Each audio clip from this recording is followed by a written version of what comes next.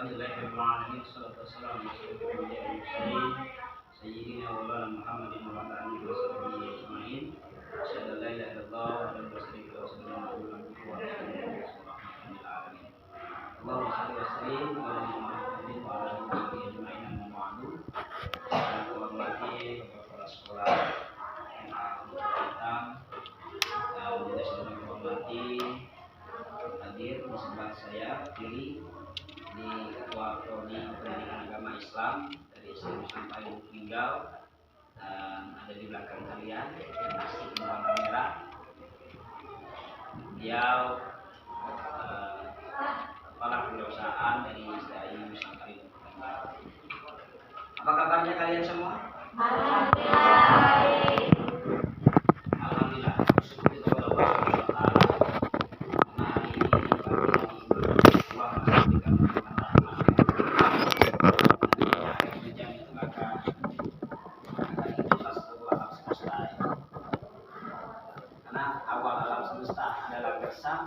Kalau Allah hidupkan dengan turunkan air hujan, maka hujan adalah rahmat dari Allah. Sebagai umat muslim, kalau bersyukur alhamdulillah Allah kasih berikan kita hujan. Apa doanya?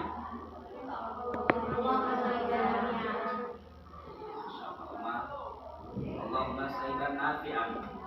Saya sering panjang lagi. Allahumma sayyidan nafi'an barakan. Mudah-mudahan dia dan turunnya hujan itu menjadi obat, menjadi keberkahan untuk kita semua. Maka kalau kalian lagi kena hujan di jalan, cepat-cepat dibaca doanya. Insya Allah udah masuk angin. Kalau punya penyakit, insya Allah sembuh. Karena air hujan itu adalah obat dari segala. Salam semoga Allah senantiasa limpahkan curahkan kehadiran dari Nabi Allah Muhammad sallallahu alaihi wasallam. Allahumma shalli ala sayyidina Muhammad wa ala sayyidina Muhammad. Mudah-mudahan selawat kita itu Allah disampaikan kepada baginda Rasul, kepada sahabat beliau, termasuk zuriat beliau, dan mudah-mudahan kita mendapatkan syafaat dari beliau. Amin. Jadi Mas, saya biasa mahasiswa. Siswa-siswi sekalian yang Allah Subhanahu wa taala, saya udah lama saya juga ngajar. Terakhir 2011 saya masih ngajar di Pondok Pesantren Islam Pesantren Muhammadiyah. 2015-16 saya ngajar di SMA Muhammadiyah. Sekarang saya nggak pernah lagi ngajar siswa, jadi nyebut siswa itu jadi mahasiswa. Tapi mudah-mudahan dengan saya nyebut Anda mahasiswa jadi salah satu yang cocok kalian jadi mahasiswa ya. Amin. Lagi, apa kabarnya? Alhamdulillah.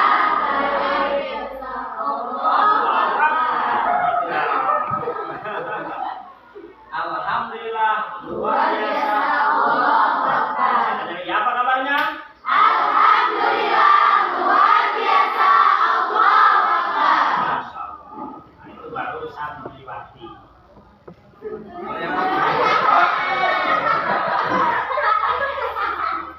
Tapi biasa Bang, biasa. Saya 3 tahun sama seperti Anda. Tapi lebih sedih saya 3 tahun di MTS Bahrul Ulum di Cereme itu, pimpinan Pak Yani Hamid almarhum. Itu muridnya alhamdulillah ada 20 dikurang 0. 2 orang, 1 laki-laki, 1 perempuan, yang laki-laki saya. Tapi seringlah saya sendiri sekolah 3 tahun. Alhamdulillah aman. Jadi kalau kamu sendirian yang laki bisa ada teman, masih rame. Saya lebih sendirian.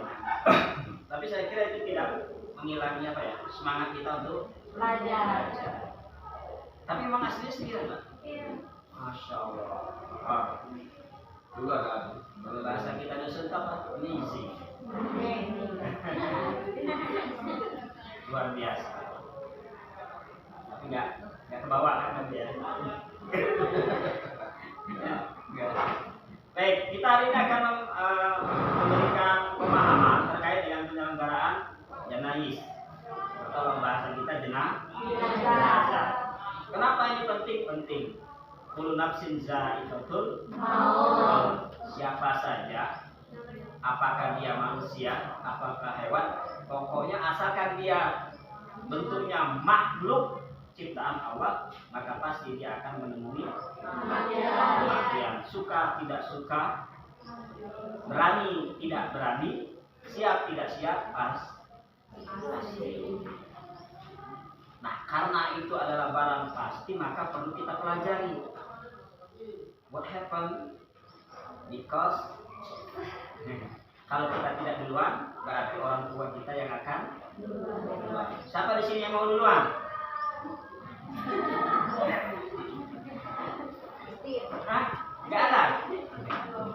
Belum siap? Masa orang muslim nggak siap mati? Harus sih?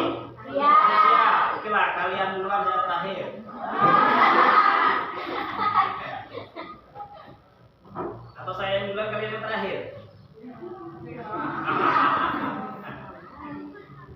Harus sih, harus siap. Karena memang mati itu bukan hal yang ditakuti. Takutnya kita dengan kematian itu kalau memang kita tidak ada persiapan. Maka saya yakin anak pondok itu persiapannya lebih siap daripada orang-orang di luar pondok. Kenapa? Kontinuitas ibadahnya. Sholat, kalian gak ingat diingatkan sama Ustaz. Ustaz gak ngingetin teman. Gak bangun pasti bangun. Teratur betul. Hidup paling teratur itu di pondok. Bangun teratur, makan teratur. Ya, bergizi, makanannya enak. Karena makanan Thailand kan.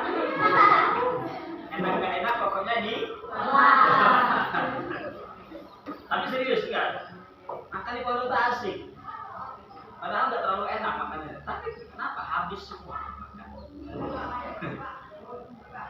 Coba kalau pulang ke rumah, kan mulai nakal lidahnya ya. Mau minta ini minta itu. Di sini nggak nakal lidahnya kan?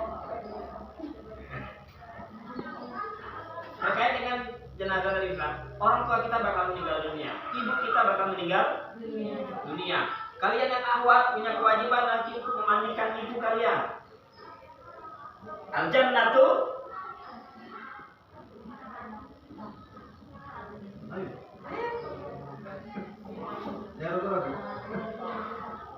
Mina?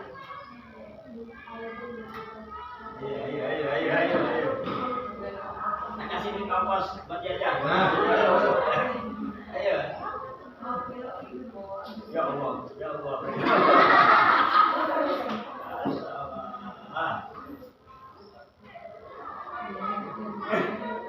Blank kak, kayak mahasiswa saya ya. Kalau begitu hafalan, hafal semua 30. Ini nggak ada. Supply, lupa blank pak hilang. Surga itu terletak di bawah telapak kaki ibu. Al-jannah itu terletak. Ayo. PR ya. Nanti mesti dijawab setoran sama Pak Minto nanti. Hadisnya. Anak pondok wajib hafal itu hadis itu. Nanti kan bakal pulang semua nih ke kampung halaman Ramadan. Ada tugas ya tadi ya. Iya, untuk ngisi kultum di tempat kita masing-masing. Kalau bahasa orang kuliah namanya pengabdian kepada masyarakat. Bunda kalian, tega kalian, ridho kalian.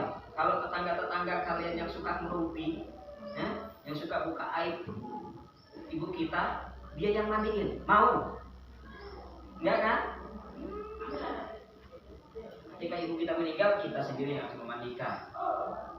Yang wajib adalah kalian yang akhwat, perempuan. Tuh, walaupun dia laki-laki sendirian, kalau ayahnya meninggal, siapa yang wajib duluan harus memandikan? Dia. Bukan kakak perempuannya, bukan sepupu perempuannya, bukan keponakan perempuannya, yang lain. Ingat. Saya begitu ibu saya meninggal, dua-duanya ibu saya meninggal, saya nggak ikut-ikutan. Kenapa? Nggak boleh saya. Yang boleh siapa? Suami ibu saya, ya ayah saja. Satu sama lagi, kakak perempuan saya. Adik perempuan dari ibu saya. Ayu perempuan dari ibu. Sepupu boleh nggak ipar? No, nggak usah. Nenek dua beradik, nggak usah, jangan disuruh. Kenapa? Karena belum tentu mereka bisa menjaga aib si mayit. Kenapa Islam sampai seketat itu? Karena untuk menjaga. Nah, haram hukumnya orang yang memandikan jenazah itu membuka aib jenazah itu. Maka kalau kita suruh orang lain, bas antar separin, yang nggak ada nggak ada burunya dibuat ada burunya katanya. Kemarin saya mandikan jenazah itu, masya Allah, bau pion, ininya di sini dia tuh, anu lo, tahu lo, itu beda tahu. Nah, itu kan aib sebenarnya. Karena bukan kita keluarga yang memandikan, akhirnya orang lain yang buka aib.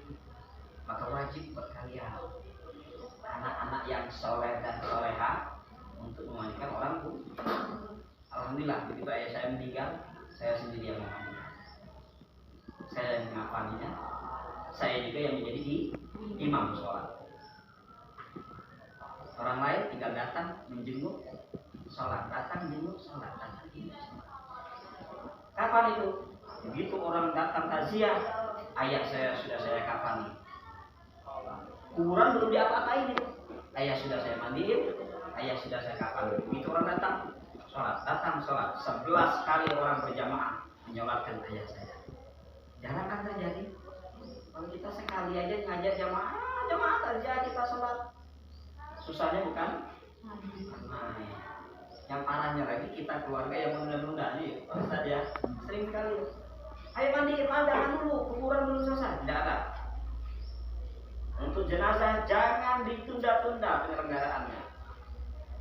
Nunggu dulu adik dari dusun. Biarkan, kalau nak nengok masih hidup. Kalau sudah meninggal dunia, sudah uruslah mandikan. Kalau dia mau lihat, adik silakan buka lagi aja nggak apa-apa, kocoknya. Yang penting kocoknya jangan bikin habis.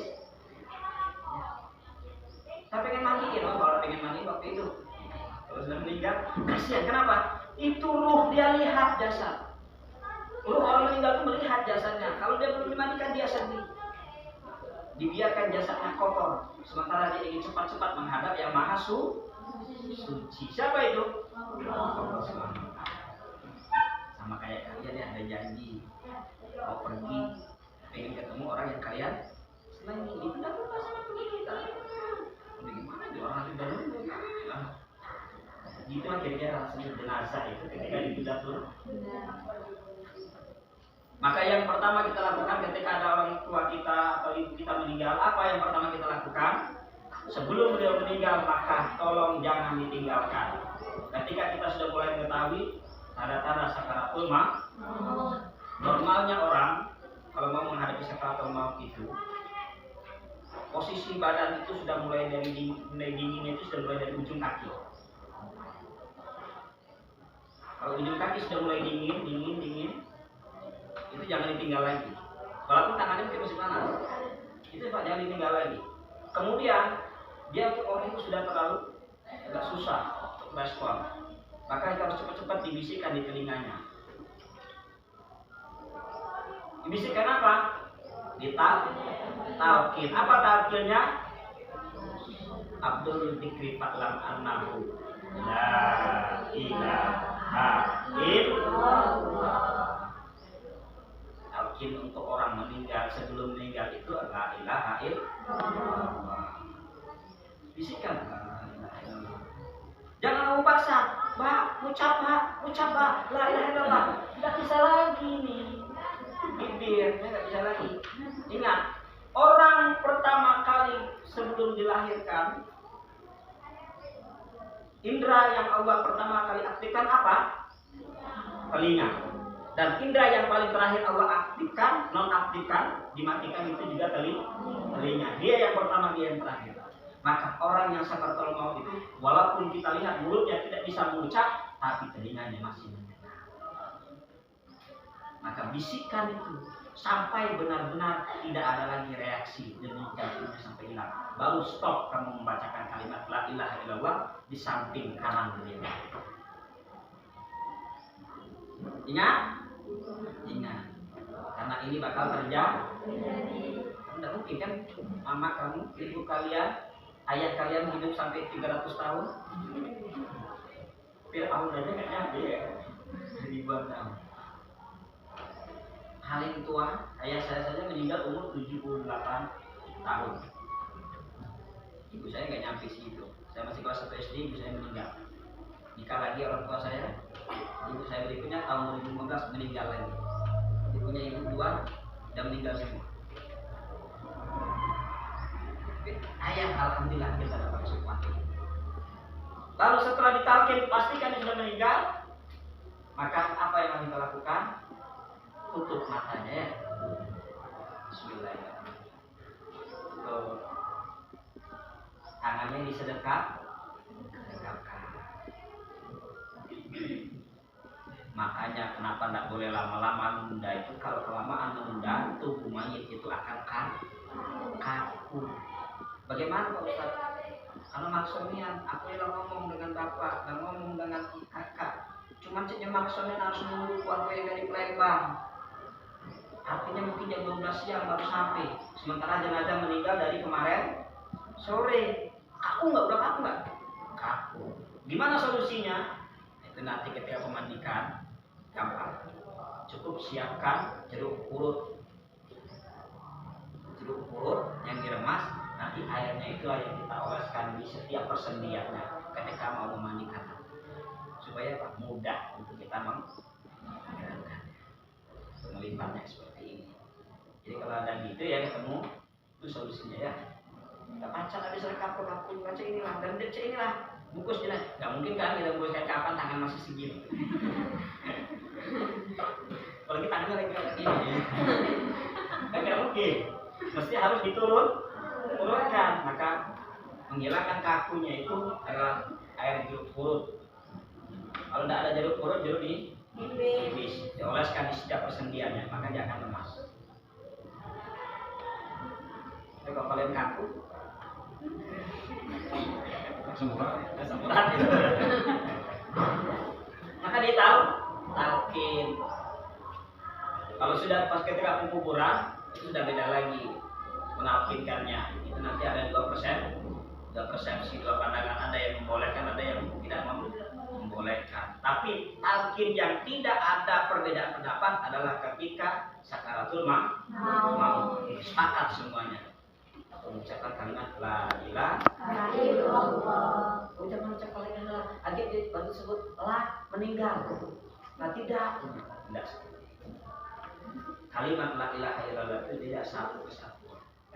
Yang Allah Maha mengetahui. Kalimat Allah itu sah. Kita nyebut A itu saja sudah Allah maknanya. Hu itu juga sudah maknanya Allah. Maka ada orang zikir kan? Apa itu zikir? Ini tetap itu maknanya tetap Allah. Itu berarti orang belajar belum selesai. Cuma orang zikir zikir lagi dalam ilmu tarekat itu sudah jelas dulu diajarkan. Nah, ditalkin ya. Jangan kalian sibuk nangis.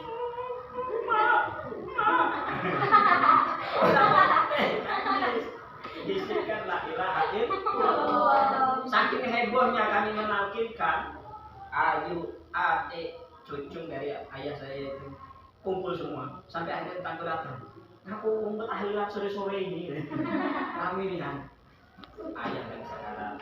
Jadi kami la ilaha illallah, la ilaha illallah. Sampai kami pastikan tidak ada lagi nadinya. Panggil tidak, tolong dicek. Oh sudah, begini. Sudah, stop saya bilang. Sudah, kasih kabar. Nah setelah pasti dia meninggal, berikan kabar kepada karib kerabatnya, informasikan. Kemudian apa lagi? Segera mungkin kita pastikan, diingat-ingat wasiat yang beliau sampaikan. Ingat wasiat yang boleh ditunaikan Dan orang yang akan sakaratul maut itu hanya boleh berwasiat itu hanya sepertiga kalau mau wasiat tentang harta, tidak boleh lebih. Pokoknya seluruh kebun karet saya wasiatkan untuk dirimu saja, yang lain tidak dapat. Tetap tidak boleh ditunaikan seperti itu, walaupun itu omongan si ahlul mayyit tadi sebelum meninggal. Karena dalam Islam yang namanya wasiat hanya boleh kalau untuk harta itu hanya sepertiga, tidak bisa seluruhnya. Itu dalam kaidah agama kita seperti itu. Sudah kita itu pastikan ada utang nggak? Utang piu, utang. Makanya kalau kita tadi itu sering, bapak-bapak itu sekalian, kami selaku keluarga, apabila ada hutang piutang, baik utang janji ataupun yang lain dan sebagainya, kalau bisa dimaafkan, mohon dimaafkan. Kalau bisa diridhoi, mohon minta ridhonya. Kalau tidak bisa, silakan menghubungi ahli waris. Nah, saya minta itu jangan hanya sekedar basi-basa saja, tapi benar. Kenapa? Akan tergantung dia, terhambat dia menghadap Allah antara langit dan bumi selagi hutang itu belum dibayarkan. Penting bagi kita ya. Makanya perlu kita ngomong dengan jemaah takziah. Nah, terkait memandikan jenazah, maka yang paling penting sebelum dia dimandikan itu kan pasti kita tutup dulu dengan kain dulu ya. Dan kalau bisa memang usahakan sebelum menutup dengan kain itu memang kita sudah pakaian itu sudah ditanggalkan semua. Tapi karena orang kita ini kepo ya, masyarakat kita ini kepo, maka jangan dilepaskan dulu. Kapan melepaskannya? Nanti ketika mau memandikan. Karena kita kepo, jadi kita nembak dulu. Nah, penasaran. Kita buka itu di tengah, buka auratnya. Maka ya udahlah, jangan dibuka dulu sampai ketika mau memandikan. Maka saya bilang nggak boleh ada orang di luar muhrim untuk memandikan jenazah. Suami boleh nggak? Boleh. Orang tua boleh nggak?